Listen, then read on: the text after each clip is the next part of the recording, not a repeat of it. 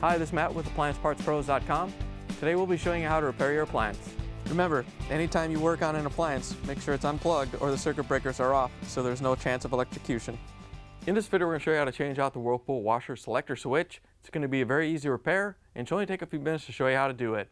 If you already have one of these, great. If not, you can click on the link below or get it at AppliancePartsPros.com.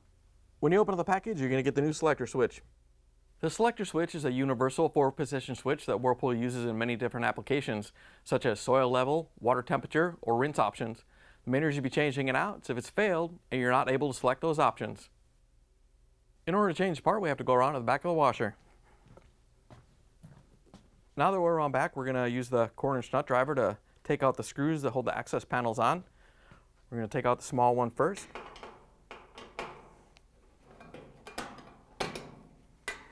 Once you have the screw out, you just pull it out and pull the 2 tabs out and set it aside. Then we can do the large panel.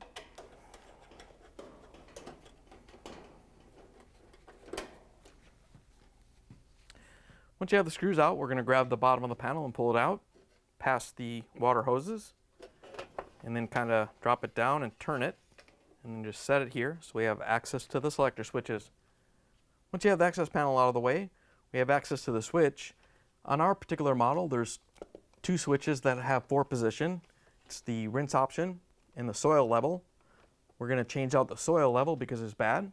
Yours might be for a different option, but this is the one that's bad on ours. So we're just going to pull the knob off and set it aside.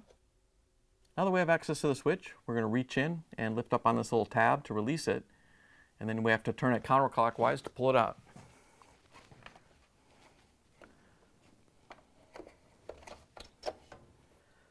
Once you have it free, we can disconnect the wire harness. We're just going to use a small flathead screwdriver and carefully get in here and lift it out. Once you have it free, you can pull the selector switch off the washer. Here's the old selector switch next to the new one. If you already have one of these, great. If not, you can get it at AppliancePartsPros.com. To put the new selector switch in, we're just going to plug in the wire harness. Just have to plug it in so it clicks in. Once you have the wire hooked up, we can stick the shaft up through the console. Just have to line it up so it goes in and then turn it so it clips in and locks in place. To put the knob on, you just want to make sure that the flat on the knob is lined up with the shaft. Then all you have to do is push it on.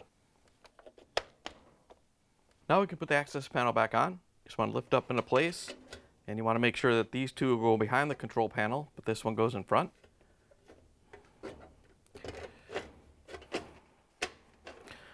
Once you have it in place, we can use the 1/4-inch nut driver to put in the screws.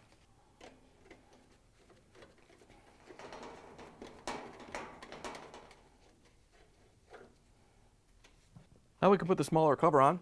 Just want to make sure that the 2 tabs go into the opening. You can swing it over and use the 1/4-inch nut driver to put in the screw.